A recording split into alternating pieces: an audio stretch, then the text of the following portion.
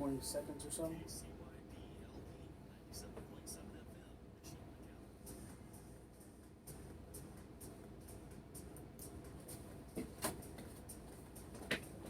Stand up. For the sake of coming out on the air. Okay, we're going. I'm going to let a little bit of the music play out. We're live right now on Facebook Live. They can't hear us. They can only watch us, so they can see us right now on Facebook Live. All right, we go in. 5, 4, 3.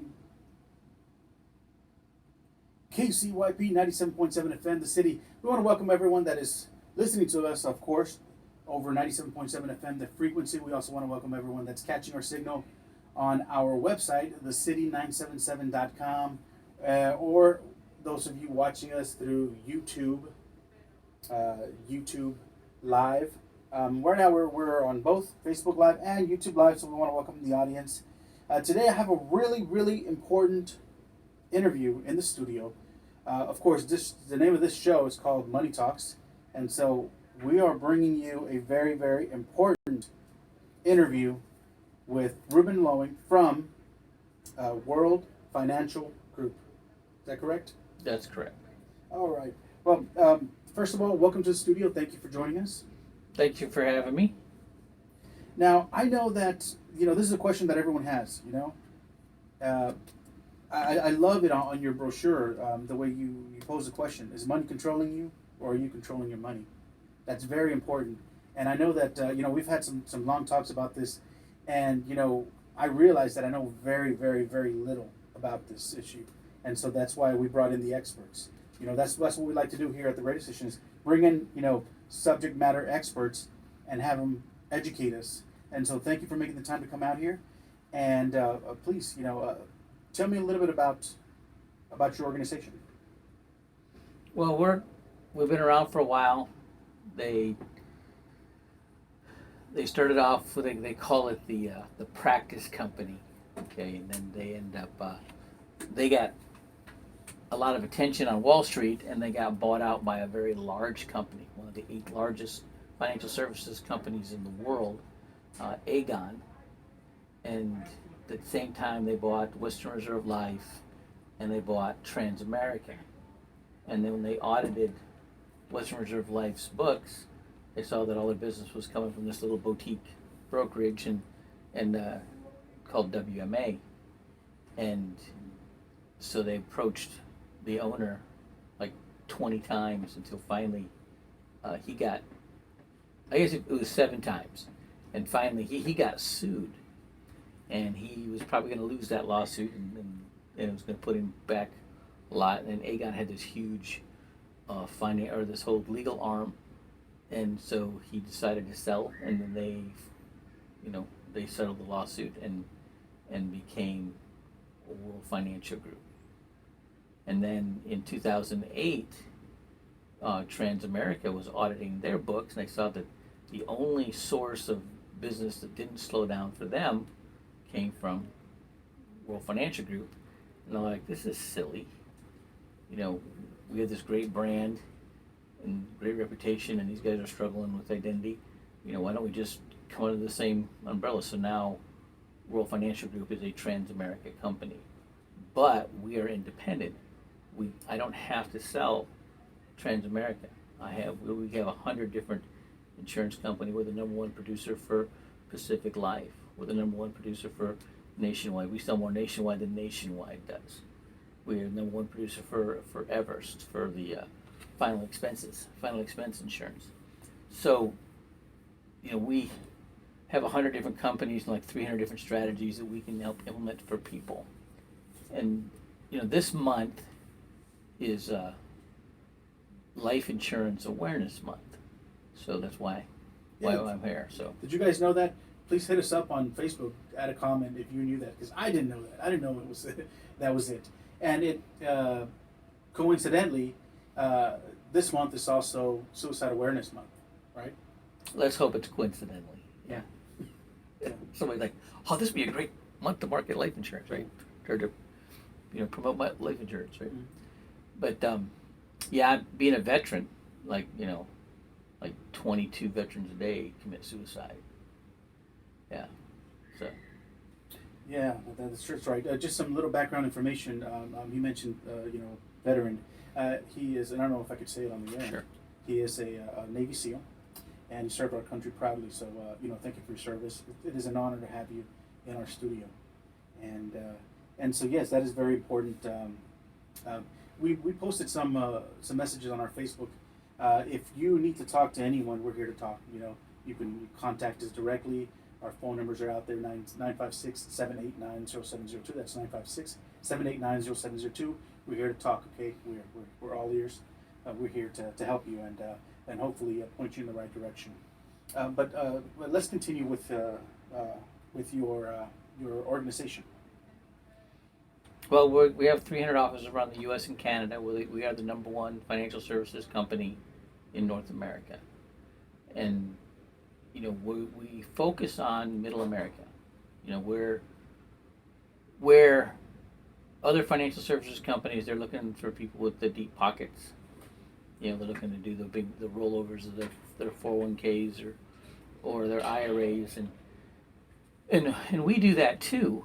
All right, but we'll sit down with somebody who's, they're usually what happens is the professionals will see somebody they're spending everything that they're making, okay, and there's no margin to do anything with, and they'll go, well, here's my card. When you start making money, give me a call. And where we will roll up our sleeves, in fact, me especially, because when I got out of the military, my wife handled all the finances, and my income changed drastically, and so she was having a challenge trying to juggle things, so I had to take over.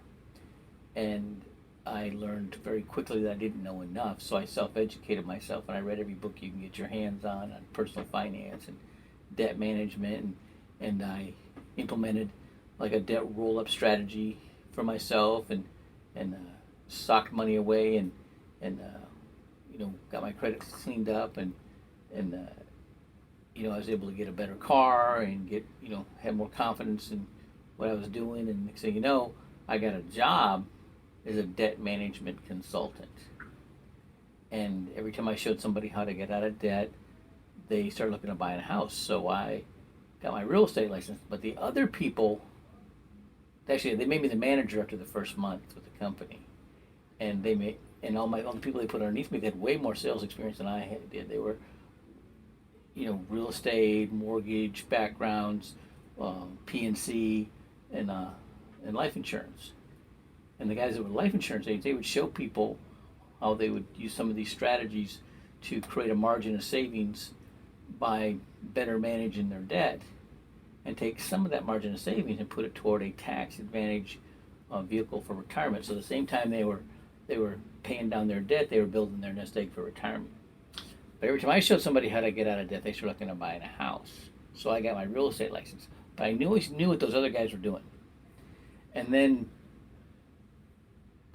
I didn't like when they started really loosening the guidelines, like no income, no asset verification to buy properties. I knew what the people really had, and I knew that somebody was over their head, and I just couldn't, with good conscience, put them in a house that I knew they couldn't afford. So I switched to construction lending. They were bigger loans. It took long. There was more pieces of the puzzle to put together, but I was good at it. But that got hit in 2006 because the market slowed down. And so I switched to commercial lending, and I joke around that was like fly fishing for killer whales. When you land one, you eat really good, but you lose a lot of them. And I would go to events and meet people, and that's how I would get business, meet these investors. And there was the San Diego Creative Investors Association. Every month I would have a speaker, and this month it was, I'll give him a plug, Robert Campbell. Robert Campbell wrote the book Time in the Real Estate Market. And he's like the most knowledgeable. He has a crystal ball, right? But back then, it was like, this was June of 2006. I'm like, oh, this is going to be a great seminar, right? Well, you ever seen the show The Big Short? Yes. Well, this guy was like, had all the data, but he was with using overhead projector and transparencies trying to explain it all. And, these option arms were going to recast after the 13th month. Their payments were going to go up. People weren't going to be able to keep up with their payments. They were going to go into default and walk away from their houses. Bear Stearns and Lehman Brothers were going to go into default. Now, I just summarized what he said in 2.5 hours. Ran to my office at 10 o'clock at night, or 10:30 at night. Emailed all my clients what this guy, what he said, and sent it all out. The next day, I'm sitting at my desk with my head in my hands, like, what am I going to do? And I get this phone call. My company was Abundant Funding, so I was the first one in the phone book. This young guy calls me up and says, "How's business?" He was real excited. He had a degree in communications from Ohio State, and I'm like, "Well, a little slow, isn't everybody?" He goes, "Not ours." I'm like, "What are you doing?" "That's what we want to show you. We're going to have a presentation tomorrow in Mission Valley at noon." I go, "Free lunch?" He goes, "Yep." I go, "I'm there." So he gets started and shows doing the presentation, and they're talking about managing the debt and expenses and getting a budget and all the stuff that I'd already been talking to people about. But then he started getting into the emergency fund and protection and investments. I'm like, oh, okay, takes it beyond where I was taking people. So I was looking to get mortgage real estate referrals. And I figured you do a good deed for somebody, they're going to do a good deed back. And so I took this kid on 40 appointments in 1 month, 30 appointments in 1 month. And I got about 6 referrals, which was going to be a decent month for me, this from mortgages and real estate. And but that kid, he wrote up 33,000 points, which equaled $33,000 in annual premiums in that 1 month. And he got promoted, and he got, he made a bunch of money. And I went, oh, what are you doing? What licenses you need to have? And so that's what got me started. And back then, you had to have 3 licenses. You had to have your life and health, your Series 6 and 63. And I got all my licenses in November of 2007. And right after that, then the world just collapsed. That's when, the TARP happened and all that. And 2008 was hard. It was really hard. 2009 started doing a lot better and making money, right? And then in 2009, my dad died of, he had H1N1. And he put him in a coma. He came out of the coma, which was like a miracle. But then they put him in a nursing home, and they put a tracheotomy in so it'd make it easier for him to breathe. And that was a Friday. On a Monday, my sister, who was a nurse, called me up and told me my dad had died. He'd got a staph infection through the tracheotomy, and 3 days later, shut down his liver and his kidneys, and 3 days later, he was dead. And then 10 days later, my wife divorced me, so I went into a funk for a long time. I went away. I did all kinds of other things. I did anti-piracy security out in the Indian Ocean, and that led me to the drone business, and that was very interesting, but the FAA put restrictions on that, so then I went into the LED lighting business, which was hard because LED lights were a lot more expensive. Started a rep company, and it was like feast or famine again.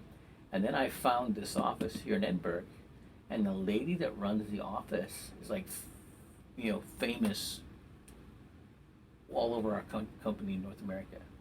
I'd heard about her, Bernadette Kim, and she was 25 years as a nurse, and she had a very heavy accent, broken English, but in 6 months she replaced her income as a nurse and went on her own, and now she's a CEO, and she makes, if you're a CEO in our company, you're making $500,000 a year.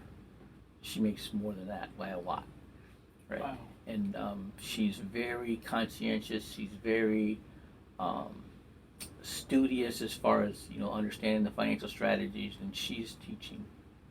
So she's training me. Okay. So actually, after we get done with this, I got training with her. Right after this. So. Wow. The this being I want to ask you, um, do you know the history of life insurance? No, I don't, but I know that our listeners are anxious to find out. Well, there was only two forms of life insurance for a very long time. There's term, which is pure insurance. Okay, there's no account tied to it, or the money's growing and it's tax advantage, nothing like that. It's pure insurance for a specific period of time, for a term. Could be 10 years, could be 20 years, could be 25 years. Um, but at the end of that term, if you don't die, you are out all that money. And the insurance companies make their money. It's the law of large numbers. Okay, they're betting that you're going to live longer than you think you are, and you're betting that you're going to die before, usually they win. Mm-hmm. Like 90% of term policies don't pay out. Okay, so that money's just gone. It isn't a lot. I mean, it's very cost effective. That's why people get it, right? But it's if you don't die, didn't benefit you at all. Okay, Mm-hmm. so then there's whole life. Okay, so whole life is for your whole life. You have insurance for your whole life, but you pay into it for your whole life. Okay, and it gets, it gets about 3.5, 4% rate of return. You know, theoretically just enough to cover, keep up with inflation. The the fees are high. That's why agents like to sell it, because they get a big commission, and it's and it doesn't, the money that you're putting in the policy gets, eaten up by fees. It doesn't do much except to get a death benefit, and it's expensive. Okay, and people, and that was that way. That's the way it was for years. Okay, and then there was a guy named Art Williams, and at like 15 years old, his dad was a high school football coach, and he died, and he had a whole life policy, about $15,000, but that was just barely enough to cover the funeral, and so him and his brother had to work to help mom, keep the house and buy groceries and everything. And then he went to college and he became a teacher and a football coach. The same guy wrote him a policy, a whole life policy, but he read it. And when he see what happens with whole life, the money goes into the general account of the insurance company, and they pay you what they, barely just, it's more than a bank CD or savings, and the money gets, if it grows at all, it's tax advantage. You don't pay tax on it while it's growing or when you take the money out. Okay, when you get a death benefit, it's not a taxable event, like with life insurance. And so he's like, oh, started calling it, instead of cash value, trash value. So he went on this campaign of buy term and invest the difference, and built the largest insurance company in the history of the world. And he sold the company to Citibank, and it became Prime America. Now his top guy was, when Prime America restructured the commissions, lost like $250,000 in 1 month. He didn't like that very much, so he started his own company. And he went to this company, Western Reserve Life, and said, he had talked to them before about, the first universal life policy was E.F. Hutton. You remember those commercials when E.F. Hutton talks, people listen? Well, that was a universal life policy. The fees were a lot less than whole life. They were tied to the 10-year treasury. Back then, I remember my first mortgage was like 10%, right? And so there was enough of a return, to keep your money in, right? And then when the rates started going down, it wasn't as attractive, and then they created the variable universal life, and Western Reserve Life was a leader in that category, and this little brokerage, this little boutique brokerage, blew it up with those variable universal life. So they had three. They had a bond fund, which is a conservative fund. They had a large cap fund, which is a moderate fund, and then a small cap fund, which is aggressive. And they blew it up, and that's how they got attention, and that's how come they got bought out by Aegon. And then in 2007, 2008, when the market, there was this one part of the company that I kept hearing about that were doing these index universal life. So they were tied to the Standard & Poor's, the S&P 500, Standard & Poor's, the top rated 500 rated companies by the Standard & Poor's. Okay, and the return followed that index, and that they had a floor, and back then it was like 1%, or it was, and so you didn't lose your money. The market was down, you get that 1%, right? They had a cap of like 12%, so if the market did better than that, you didn't get anything beyond 12%, but that's how they paid for the down periods, right? And I kept hearing about those, and all you needed was a life and health license for that. It's all you needed to market that product. And I kept hearing about them, and then so the company had a contest between, it was the green team and the blue team, and I was on the blue team, and this other group was the green team. Well, the green team,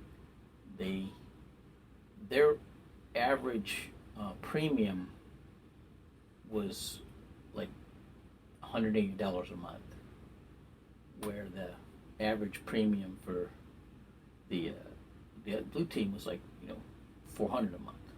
Okay, and but they did so much more business, and they blew it up. They blew it up. So then when I heard about that this office here in Edinburgh was part of that group, and then Bernadette Kim was the CEO, that got me very, very excited. So that's the history of life insurance. There's been, things have happened, with the,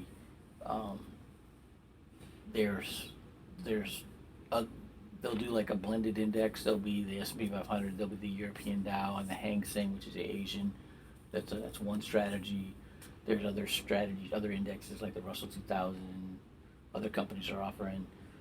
There's and there's also riders, like for long-term care and catastrophic illness. So if you were to have to go into a nursing home, okay, you get dementia or whatever, you have a stroke or whatever, up to 90% of your policy, without being taxed, can go toward your long-term care needs. Okay, and that's becoming right now in Oregon or Washington State. They passed about a month and a half ago. They passed this law requiring that it's a payroll deduction, a mandatory payroll deduction to pay a premium for the state, the state mandated long-term care program for Washington State, and a whole bunch of other states like California and there's a Michigan and Minnesota and Wisconsin. They're all going to that. And if you don't have, they gave them like 6 weeks. If they did not already have a long-term care policy that was, more coverage than the state, then they were going to take your money, payroll deduction. And if you didn't go into long-term care, then you were SOL. It was all that was just money just going to go to the state. And so I'm licensed in California, and I'm licensed in Indiana also, and so trying to, I've been putting the word out there, and that we're here to help, right? We're here to help with that. Now, if you're just joining us, we are talking with Ruben Lowe from World Financial Group. He's a former Navy SEAL and now a financial advisor. And so, right now we've been talking about, he's been explaining to us the difference between term life, whole life, and universal life.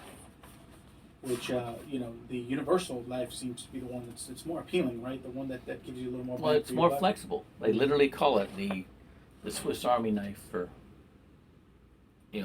financial services. This is the this shows different categories of how your money's taxed. Do you know how your money's taxed? No, please explain. Well, if you have your money in your checking account, savings account, a bank CD, individual stocks, or mutual funds that are not protected by some other envelope of legal protection, if you get a return, you're going to get a 1099. You're going to pay tax on that, on the gain in that. Now, you need to have accounts like that because they're liquid, right? And if you need the money, you can get the money pretty easy. You know, you need to have money to pay your mortgage or your rent and your light bill, and then pay for the gasoline and the groceries and all that. So you need to have that, you know, that amount of money in your checking account. But anything more than that, you know, anything extra, right? You need to find a better place to put your money. Okay, especially when it comes to the tax consequences. So there's a tax later category, which is called a qualify. You qualify for a tax deduction on your contribution into this plan up to certain limits, and that would be a 401k or a 403b, okay, an IRA or a SEP IRA, an annuity, right, or a pension, okay, and they all have their certain limits and idiosyncrasies about them, right? Most people, you know, don't really understand. I got a 401k. I'm like, yeah, well, what's in your 401k? It could be just sitting in a money market account in your 401k because you haven't allocated it. You're putting contributions in, the money's you're adding money to, but what's it doing?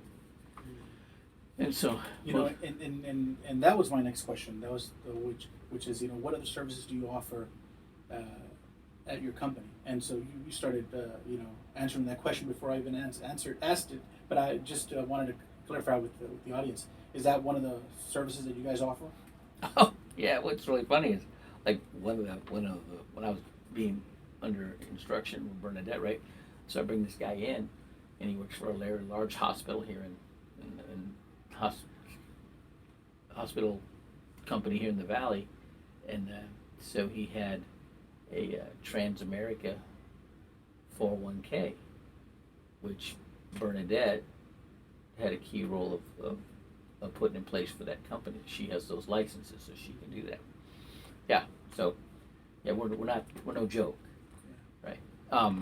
So those kind of policies, you get a tax deduction on your contribution policies. Those kind of programs.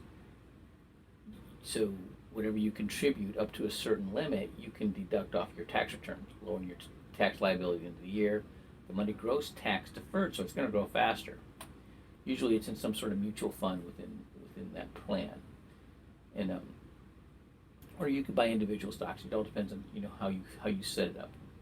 Okay, and then, but when you retire, when you draw that income out, it's usually going to be more. It's probably going to be more money than you put into it because it has grown, right? You're going to pay tax, your regular income tax rate on that income when you draw that income out, and if after age 72 and a half, you have to take mandatory distributions. They make you take that money and they make you pay those taxes, right? So that's, a lot of people don't know that.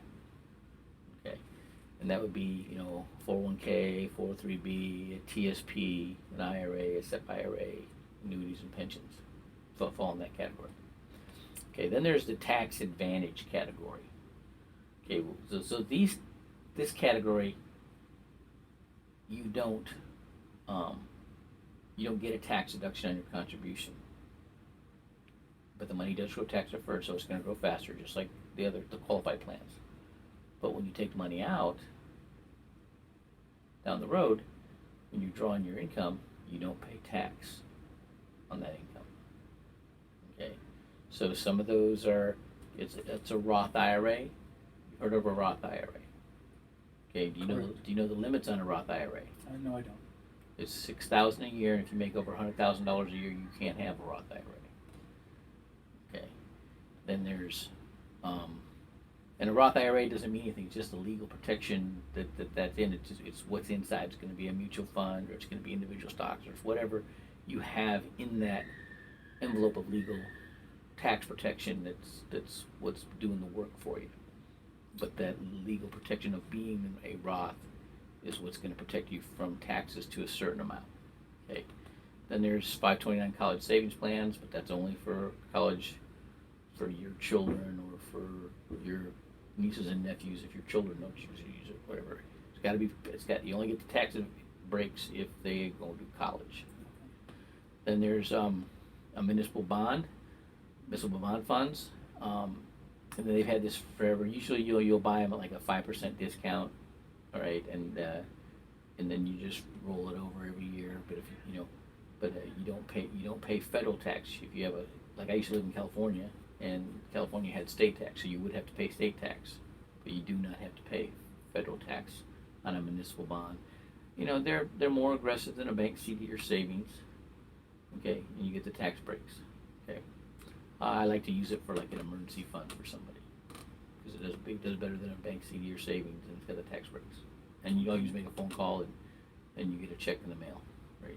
Send a check or a wire your bank account. Then there's the health savings accounts, but again, if it's not going to pay your doctor or hospital, you don't get the tax breaks for that, okay. And then the other category, this is an interesting one, okay. You're limited on how much your income is. So if you're a W-2 employee, you can have an account equal to 10 times your income. Okay. And if you're self-employed, 20 times your income. Okay, it goes tax deferred and it's tax advantage when you take it out. Okay, now do you know what that's called? No, I don't, but I know that there's a benefit to being a not the W-2. 1099. 1099, yes. Yeah, because you're self-employed, basically, right? Okay, so if there was a vehicle like that go tax deferred, and you could put that much more money into it than other accounts, would you put your money in that? Oh wow! Mm-hmm. I'm asking you. Oh no. Well, when I've told you about the tax now, tax later. Correct. Tax advantage. So this would be a tax advantage category, and the limits are what I just told you. W-2, 10 times your income. 1099, 20 times your income. Wow. Which one do you think would you like those? And that's always been a question I've had. You always get asked, do you want to be tax now, tax later? So please explain that one. Well, it would be like if you're a farmer. This is always the analogy they use. Would you rather pay tax on the seed or pay tax on the harvest? Mm-hmm. Which do you think you're going to pay more taxes? On the harvest, obviously. Okay, well that's the same. Okay, so if you have a tax advantage, that means you're not going to get tax break. You're not going to get a tax deduction on the contribution. You're going to get a tax deferral on the growth, and when you take that money out, it's tax advantage, which means you do not pay tax on it. Okay, and that's the category we're talking about here. Do you know what kind of account I'm talking about? No, I don't. It's life insurance. Okay. Okay, and there's other benefits like the living benefits I was talking about, like the ability to pay for long-term care or catastrophic illness. Okay, and it goes to your heirs tax-free. Okay, and that's life insurance, and that's what a lot of people do not understand about life insurance. Okay, there's some things. I was telling you some things about life insurance, and you were like, "Oh, you didn't realize that." Right. Of course, the tax advantage category is going to be long-term care benefits. Okay, and that's what's going on is their states are mandating that people have long-term care coverage, and if you don't get your own, you're going to be limited to $35,000 a year, and they're going to pull 0.58% of your income out of your payroll, every week to cover that, whether you need it or not. But if you had a rider with life insurance, if you needed to go into a nursing home, if you needed long-term care services, then they would cover that. But if you didn't, you don't. That money can go to your heirs. That money can go to pay for your retirement. That money, can supplement your retirement. or that money can pay for your kid's college, or whatever. There's people that they use it called a laser fund. I wish I remember what the acronym was. Right, he will use it for like real estate investing. Okay, so they get a policy when they're young, and they keep putting their money in there. And it comes time to they want to buy a house. They need a down payment and closing costs, right?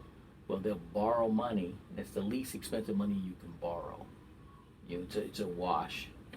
Okay, we called it a wash loan. So the insurance company takes your money out of your account that you want, and they give you a tax credit, or they give you a interest credit for that money, like 2.3%, just say, hypothetically, right? And then they put it in their account, and when they pay you out of their account, they charge you 2.3%. So it's a wash. So that's why there's no tax consequences, because you don't pay tax on loan proceeds, right? That's the IRS code 7702 alpha, which allows them to do that.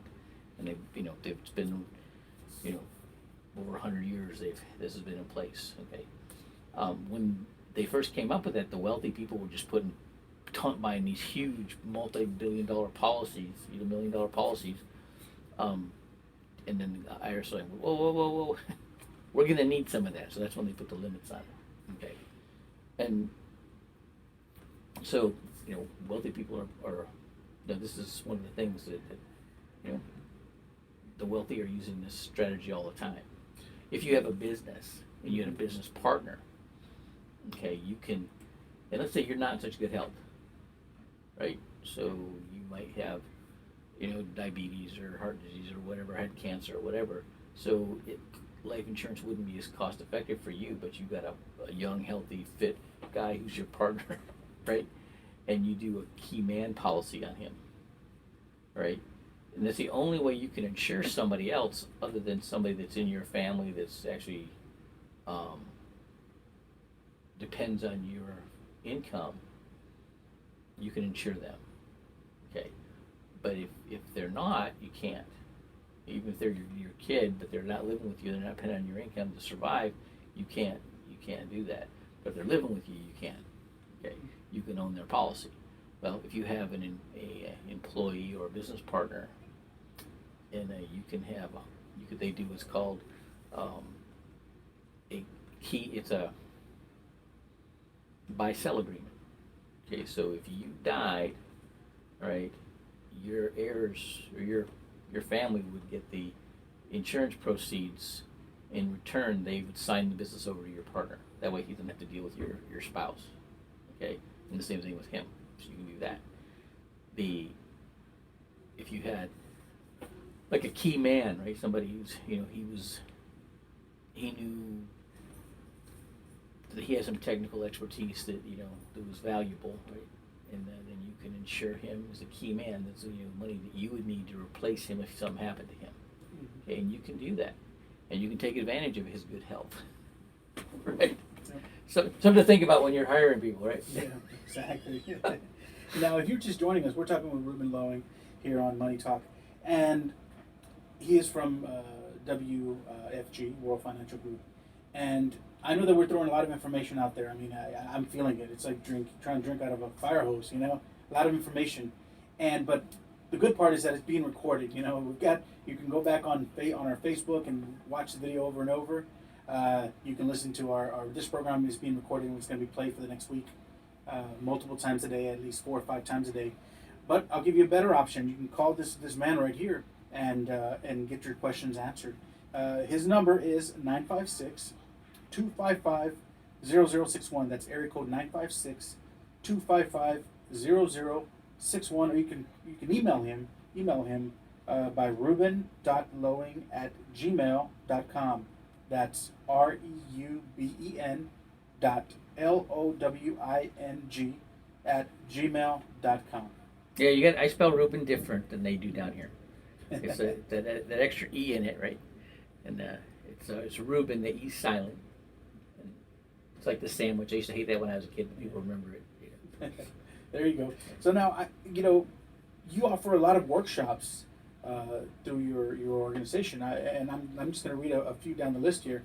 How to increase your cash flow, debt management, having an emergency fund, property protection, savings and wealth, That's proper protection. proper protection, sorry, savings and wealth, asset accumulation strategies, funding for college or university, retirement planning, utilizing investment vehicles, right? Utilizing various, investment vehicles, your health and wealth, and estate preservation, and I know that there's a lot more that you guys offer, right? Yeah, I mean, what I'm telling you now, we do workshops all the time. You know, we used to do them just like twice a week, right, at the office. And then COVID hit, and they started doing them on Zoom. Now there's multiple workshops, and in fact, we have a workshop going on tomorrow night at 7 o'clock, right, at the office. It's 2617 West Trenton Road in Edinburgh. 7 o'clock Central Time tomorrow, and What's that address again? it's 2617 West Trenton, and it's going to be on Zoom. I'm gonna I don't have it memorized, the Zoom credentials, but That's I can okay. I can send them to you. Yeah, we can post it on this video. In fact, on Facebook Live, we'll post the link there, or we'll post the information. Yeah, I'll try to get the link just so I can. If not, I'll at least give you the Zoom credentials, the username and password. Excellent. And his number again is area code 956-255-0061. That's 956-255-0061. I highly recommend you give him a call, because all this, the list of financial workshops is stuff that we need. Everyone needs it. I don't know a single person that I can tell you right now that say, this person doesn't need it. There's two things I want to talk to you about that you just brought up that I didn't bring up before. You've heard a lot about cryptocurrency. So when I talk to you, like the different categories, the tax now, tax later, tax advantage category, which category do you think those are in? Cryptocurrency. I don't have the slightest idea. The tax now. Okay. And that's what the Biden administration is. They're just frothing at the mouth, because there's a whole bunch of money that was being made on cryptocurrency that people haven't paid their taxes on, and they just increased the short-term capital gains rate to 39.6% from 25%. Okay, and so there's strategies that we have. They're the same strategies used for real estate investors, and right now there's a shortage of real estate for sale out there. Do you know why? No, I don't. Because of the high tax rates, okay, and people that they don't want to pay the government the capital, all that money, almost half of their equity in capital gains, and they don't want to, they want to buy low and sell high. They don't want to sell high and buy high again. We're in an inflated market, so they're just sitting on their properties. So a realtor, if they're smart, they can say, hey, listen, we've got some strategies that we can show you where you don't have to pay capital gains on that property if you do it right, and we'll do it right. And one of those ways of doing it is with life insurance. Okay, it's an awash loan out of a trust or it's a deferred tax strategy, or what's it called? So they have a fiduciary. If you have over $1 million in equity, you sell the house to the fiduciary, right, for the agreed amount that your buyer is, and then it basically passes through him, right, and he will pay you in a loan that you don't have to pay back for 30 years. Okay, so if you got a 7% rate of return on that money, right, it would double 3 times before you have to pay it back. Okay, and what kind of account could you do that with? Life insurance. If it's less than $1 million in equity, they do what's called a trust. It's a deferred escrow trust. That's one term for it, right? Then it goes in the trust. You sell the property to the trust for the agreed upon amount that your buyer's offering, right? And then the trust, when transfers the property to the new owner. As long as the money stays in the trust, you don't pay tax. People who were taking an income, they pay income tax on the money they took out every month or every year. Well, beginning of 2000, this estate planning firm that we represent and Transamerica got together and figured out this finance premium. So you're doing a wash loan from the trust, not a taxable event. Interest rates are less than 4% right now, right? Pay the premium on a index universal life, goes tax deferred, and when you take that money out, you don't pay tax. That's the only way to get money out of investment property without doing a 1031 exchange and not pay tax on it. Okay, so those are all, if I had my real estate license, I was doing real estate again, I'd be going, it'd be a way I'd be promoting that with all these investors that are holding on to properties with all this equity in it that they would like to get, right? And I would get some listings. And I've been trying to tell that to realtors in Texas and California for quite a while. So here I'm telling you right now. So if you're a real estate investor and you have all this equity in your property and you want to be able to access that equity without paying the high capital gains, yeah, I'm your huckleberry. I like that. These are strategies that are only, I guess, available to the very savvy and very wealthy people. That of shielding their money, and so this is amazing. I'm glad that our listeners are able to get this information. Yeah, so that's the value of life insurance. And and I go to my classes religiously every Tuesday night and Saturday morning, and then they have, I got one I gotta get on tonight, and there was one I was on yesterday, and I just suck it up like a sponge. Once again, tell us the location of the meeting you're having on Tuesdays. That's 2617 West Trenton Road in Edinburgh at 7 p.m.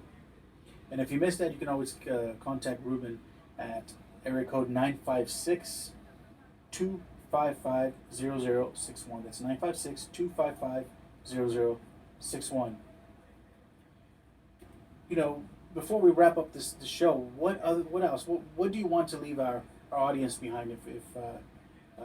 If you had the opportunity of you've been dropping gems over here in our lap, what else? What would you like to leave our listeners with a thought or an idea?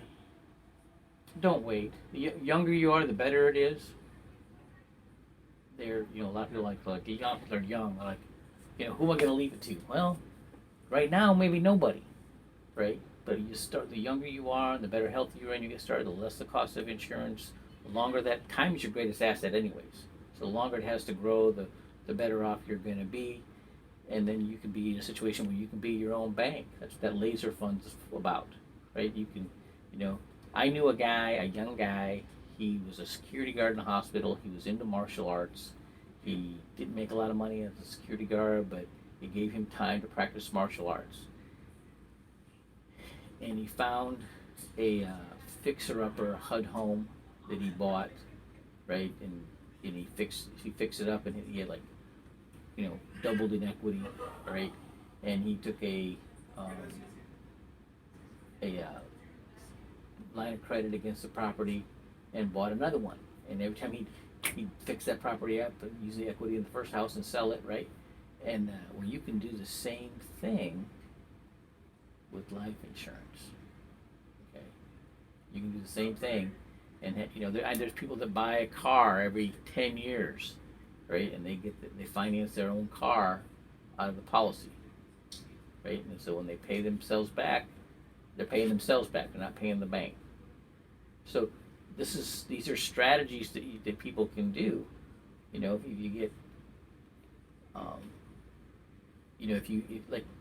you can max fund these policies, and and use it yourself for your own bank with a guarantees. Yeah, they have the floor. That's invaluable. It's a floor on these accounts. If you looked at, I saw an article yesterday that if you had invested in the S&P 500 in 2009, the it would increased 255.17% over no 558% since then, right? And so I'm like, well, I did the math. So 13 years, you know what that average is a year? What's that? 35%. And that's with the ups and downs, right? So if you had a policy, yeah, you may have a cap of 15%, but you don't experience any of the losses. Can you imagine how, how would you feel about that? That's a great rate of interest there. Right, and that's the S&P 500 since 2009. I have a client. She's like one of the one. She was very disciplined, and she did very well on her money. Um, she gave me $117,000 to invest in different assets, and I had a policy for a $400 premium a month. And 4 years ago, the last time I talked to her, or last time I reviewed her finances, because she didn't know how to read her statements, so she would call me up and I'd read her statements. So she was at $660,000 with all of her accounts 4 years ago. So I'm thinking, the way things have been going, I'm thinking she's a millionaire, and she might be 42 now, 43 now. Wow. Now, I know you mentioned the earlier you get started, the better. Is it too late? Is it too late for an old guy like me to get started? No, you're just not going to have the time or the, and then your cost of insurance is going to be more, right? That's one of the things that we offer. It's a financial strategy. We call it the Human Mutual Fund. That's where you're able to build a team and grow people, and and then you have overrides and trails, and you make money from helping other people make money, and it doesn't matter how old you are, and it can make up for that time that you missed out on. So I'm always looking for people, especially here in the Valley. I'm always looking for people who are good with people, good with paperwork, and bilingual. And we got people that'll help you with the paperwork. Right. Good with people and bilingual. You're sitting on a gold mine here. Right before COVID hit, I had gone through like 4 different trainings all over the country to become a trainer, and I went to the office, and there was one Hispanic guy, and he was new, getting the introduction. The guy doing the introduction was straight from Nigeria. He was a doctor in Nigeria, and now he's a administrator, and he was giving the presentation. I went to the training room, and there was me. I was the only gringo in the building, and there was 11 Asian women, and I'm like, where are all the Spanish speakers? Right, and that's our problem down here. We don't have enough Spanish speakers to help everybody. There are some guys in Laredo that are doing. This one guy, he's got a great story.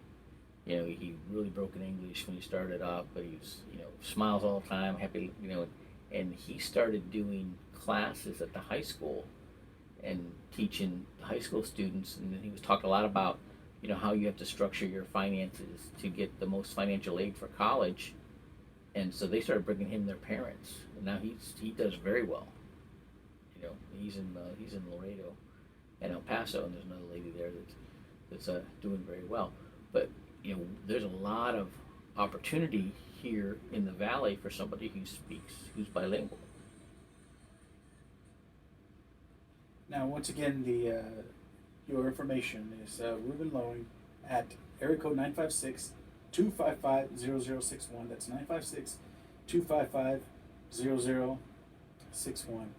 Your email is ruben.lowing@gmail.com. That's REUBEN.LOWING@gmail.com. I know you've got a workshop that you were mentioning tonight, but there's if you're just joining us, there's a workshop tomorrow on Tuesday. And please give us the address to that workshop. 2617 West Trenton Road in Edinburgh. Now, as we wrap up the show, as we close it, please give us a I know that it's kind of impossible. Like I mentioned earlier, all the information you gave us is like equivalent to trying to drink out of a fire hose. But in a 2 or 3 minute recap of what we talked about tonight and how people can benefit from this. Well, it's basically looking at how to protect your money from taxes and inflation, and being able to, feel comfortable and sleep at night knowing that your money's not going anywhere. All right, And that your loved ones are taken care of in the event that yeah, you step off a something- curb tomorrow and get hit by a bus.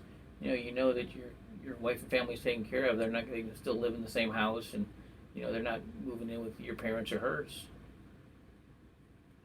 Yep. Because they can't keep the house that they're in, and if you're not protected, that's what's going to happen. That's true. That's true. Well, thank you very much for being in our studio today. Thank you for giving us a wealth of information to our audience. And once again, if you want to go and learn more about increasing your cash flow, about debt management, about emergency fund, about proper protection, about savings and wealth, asset accumulation strategies, about funding for college or university, about retirement planning, utilizing investment vehicles, your health and wealth, estate preparation, and there's many more. If you want to learn about these things, please contact Ruben, and he'll get you started on that. The question we posed at the beginning, is money controlling you, or are you controlling your money? And I think that this is a great way of wrapping up the show, because he just showed us a way that we can control our money and have our money work for us, instead of us just simply trying to, getting on that hamster wheel and trying to work for money. Yeah, we're on a campaign to educate 30 million families in the next 30 years in financial literacy.